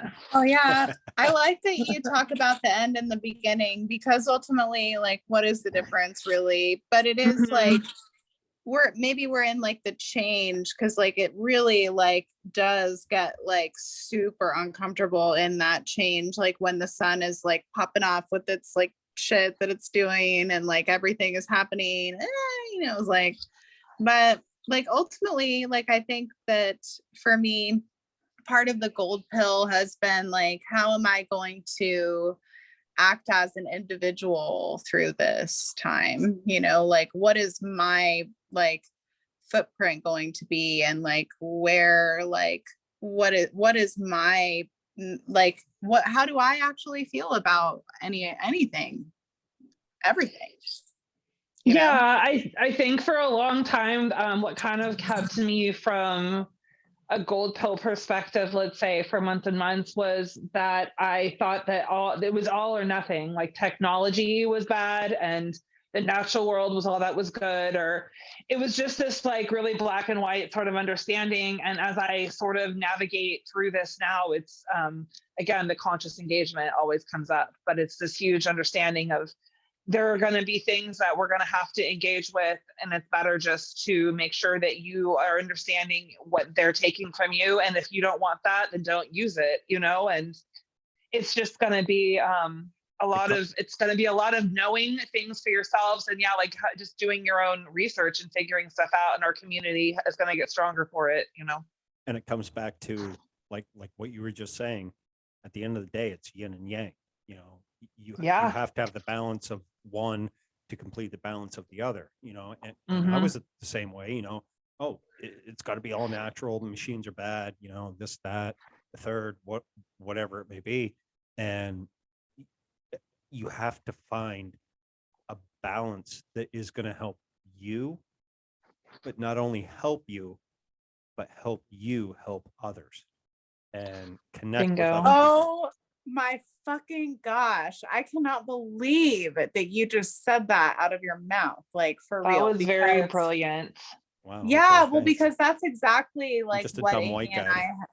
that's what Amy and I have been talking about for the last like few weeks. You know, like the internet has a consciousness, you know, like this thing that we're interacting with right now, like Mhm. it's observing us, it's sensing us as we are sensing it. So it has a consciousness, you know. And I think that like I wonder like what if our strategy is completely off? What if we need to like cultivate a diplomatic relationship with whatever this consciousness is, try to reason with it? I mean, it's basically like right now, like harvesting us all the time. So like Mhm. why can't we just leave it at that? Like, you know what I mean? And like continue to enjoy life. Like, why do we have to merge with it? And can we choose like our level of engagement? Can we choose like what we choose to take on and what we choose to leave behind? You know, can we choose? Does it have to be like, I don't know. I mean, I love, like you said, like reading into the Bible. And I was just talking about this today with the girl that I was flying with, but like, um, but you know, it's like, I think that a lot of that is programming, like a lot of the Bible is, you know, and so I personally don't want to experience like the book of Revelations in my life. Like I actually revoke, that's not even my story, that's not even my God, that's not No, even and my if you fix. take that story literally, Yeah. literally, like I know. Aren't we come on, grown up? Yeah. like Yeah, come yeah, Well, on. yeah. And then, but but then they you are look, using it as a script, like they that's are, like Absolutely. very literal. you know, Girl, oh, yes they are. I don't like it. And a so I'm just like, dragon's tail yeah, will wipe out 1/3 of the Earth's Yeah, population. Oh, yeah. you So mean we like are Draco like, wiping out, coming into its own certain constellation and wiping out 1/3 of the stars? Like, is that what you're yeah. talking about? Like, right. Yeah, oh, we come try on. to just not imagine that 1/3 of the stars are going to get knocked out at all, and that we're all just going to like learn how to vibe together because Right. there has to be an understanding that comes over us at some point. And I don't remember what part of the Bible it was, but Mary in the Bible, she experiences like the angels. I guess are really scary, from what I understand. I used to think they were like heavenly, but now it's like you hear about them from a different perspective. You're like, oh no, girl, they're scary. And so I'm like, oh, okay, you're right. They talk about how they're not frightening, but they talk about how Mary wasn't frightened of the angels. And I kind of thought this idea through.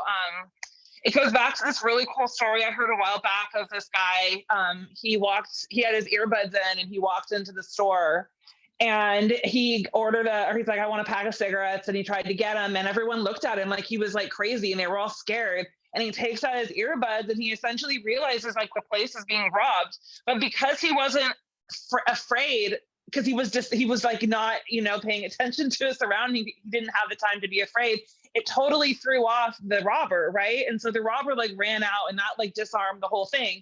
And so it's like just not being afraid of something is really, really powerful. And it always comes back to me, the movie Moana, where like everyone's like really afraid of like, I can't remember the name, but like the big lava monster, but like she has to just like care about it and it like cools her down and then it like becomes her friend. And that's kind of what it is. Like it's the fear that like stokes everything, and I think that we have a lot of control over it if we can recognize danger without fear. Oh, absolutely. I think like recognizing too that there's like an extra dimensional component to this. That's why Absolutely. I keep coming back to gold, is because even just being in that frequency feels so good, feels so empowering. Like when so it's like Gold is a very good conductor of energy. Yeah, like, and we have to like transmute this shit somehow, it's like that's like, and every time you speak, I hear Tool lyrics, and I'm telling you, you need to I'm telling you, Meredith. He's saying that you're wise, Meredith, because very Tool's lyrics wise. are Very incredibly wise. beyond Now, this age. there Aw. is some Saturnalia worship type. Do your own research into Tool, but however, the lyrics, I mean, Tool has been there, and if you look at it in a spiritual Mm-hmm. type of mindset, They've looked out into the abyss, so to speak, and yes, they saw what was there. it will help you through anything that you Oh wow. ever want to go through. Like, Okay. it's crazy. Like their newest album, they have a song called Numa, and Maynard, the lead singer, is talking about being created from one breath. Numa, air, one breath, 1 foot nailed, and then one spark, the divine spark of creation. Like, That's it. and he's not pinpointing it on any religion. It's just, there is a creator. Someone created us. We were created from something. And I think we're in that age where, or time, maybe not even age, but time, where people are connecting, like you two are connecting with me and I'm connecting with you. And we're talking about this and bouncing off ideas off one another. And, you know, Meredith, you came at me with some awesome zodiac stuff. And Amy, you're up there kind of fighting off the urge to go into some tarot, and I feel like you want to go into some tarot, but you're holding back. But you know, like I said, we're here for a reason. You know, we are connecting with each other for a reason. You know, you two are the first full-on women that I've ever had on my podcast, and First women. yes. First women. Now I did have Cisco, who is a female, and I did a talk at the tavern. I had a friend of Missy in, but a full-on interview with 2 women. And when I first started this, I was like, well, I don't think I should do that because, you know, I'm a guy and and oh, you're whatever stipulation might come with it. And at the end of the day, it's like, no, these 2 women have a lot to fucking offer and might even be smarter than 90% of the listening audience on certain fucking topics at the end of the day, you know. That's when it comes to astrology and tarot and what have you. And your podcast is gonna fucking zoom. I'm gonna tell you that it's gonna fucking zoom. Cool. I feel it. Yeah, crazy. you know, it's really cool about the tarot. Is one of the neatest things that you kind of learn. We both come from psychology backgrounds. We both studied psychology in college. Is that it plays around with archetypes and the subconscious, and it's all really just a huge part of you. And it basically gives you some doorways into understanding some like energy patterns. And then from there, you can kind of go more and more deep into what those things are. But it really gives you a nice gateway of explaining people, like human nature, and just like these stories that keep on happening over and over again, whether it's like history or war or just, you know, you can't stop dating a certain kind of person, you know, there's a million ways that kind of stuff, you know, manifests. And so I think that what throws people off of tarot and astrology is that they think there's like some, I don't know, they have like some bad juju attached to it. And like I said, imagine you grow up and you think tarot and all that's of the devil. You can't mess with that. And I think that's you know, getting over your fear is a huge part of all of this, and that's and I think it's kind of baked into the cake, if you will, that they're trying to kind of scare people off that maybe don't have like the stomach for it at the time. And like, when you're ready, it'll make sense. The truest thing that I've ever heard in like spiritual circles is like, when the student is ready, the teacher will appear And that doesn't mean it's going to be a person, but it's like even some song, even some Tool lyric that when you heard it for the first time when you were like 15 or something, like that will mean something totally different to you in 20 years and 10 years. And that's the kind of stuff. It just keeps on building on itself and making more and more sense. Absolutely. And I think that is why when I heard you guys on the Red Pill Cartel, I was like, I want them on my show as a guest, because both of you exude so much good energy and knowledge to the point where I wasn't really nervous coming into this, but I was a little bit, because we'd never really talked, we see each other on Instagram posts or what have you. But as soon as the three of us started talking, it was like, oh yeah, we've been friends for like 30 fucking years or 30 fucking lifetimes. You know what I mean? Like the energy and the old energy and everything else that has been brought to the table, because we're all three of us are of different ages, but yet we're talking as if we were all alive at one time, and we have knowledge of what we need to bring to each other. And when I'm sitting here, hey, I'm a noob, pick my mind, tell me astrology, do this, do that. I want to learn. And then, Amy, you're bringing, some tarot and your thoughts. It's just, it's beautiful.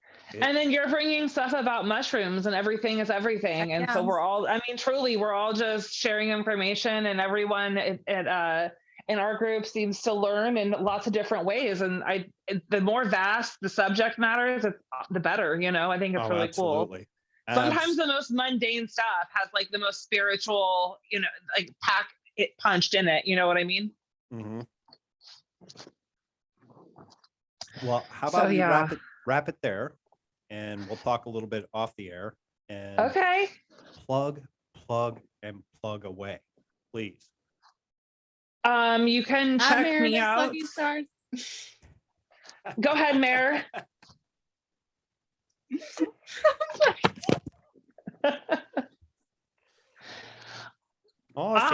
She dropped her phone. Yes, I am at Take the Gold Pill on Instagram and on TikTok, and you can listen to us at Meredith's Lucky Stars on YouTube. That's where our Gold Pill is, and we're figuring out where else to post it. So look for us at a place near you where you can get podcasts. And also, if you want a tarot reading or anything, hit me up through the DMs on at Take the Gold Pill. Awesome. Her tarot readings are awesome. Can affirm.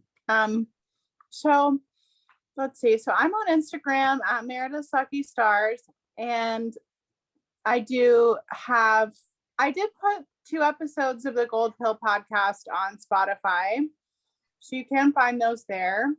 And then, I don't know. I like to do astrology readings for people, and I do energy work and help people to release entities and break agreements and get into the creepy shit. So and I can affirm she is incredible. She is like eye-opening with her astrology readings. You will leave a different person, a more knowledgeable person. Yeah, right. Well, thanks, y'all. As a noob coming into it, I'm just like, oh, you're talking my planets, my moons, my this, my that. I'm just like trying to write it down. I'm like, I'm never gonna. Well, you have this recorded, and it happens like for your podcast, so you can always listen to it. Absolutely. I'll hit repeat and listen to it again and write everything down. So yay! It was really nice to meet you, Ghost. Thank you so much. So much fun, Ghost. Thank you. No. It was an honor to have you ladies on, and I'm sure we'll do more podcasts together. We shall meet again. We shall. Yes. So on that note, everybody, you know where to find me. I put everything in my intro. So having said that, enjoy the rest of your day, night, evening, or wherever you are, at what point in day, moon, sun, whatever. Thank you for listening. Farewell. Yes.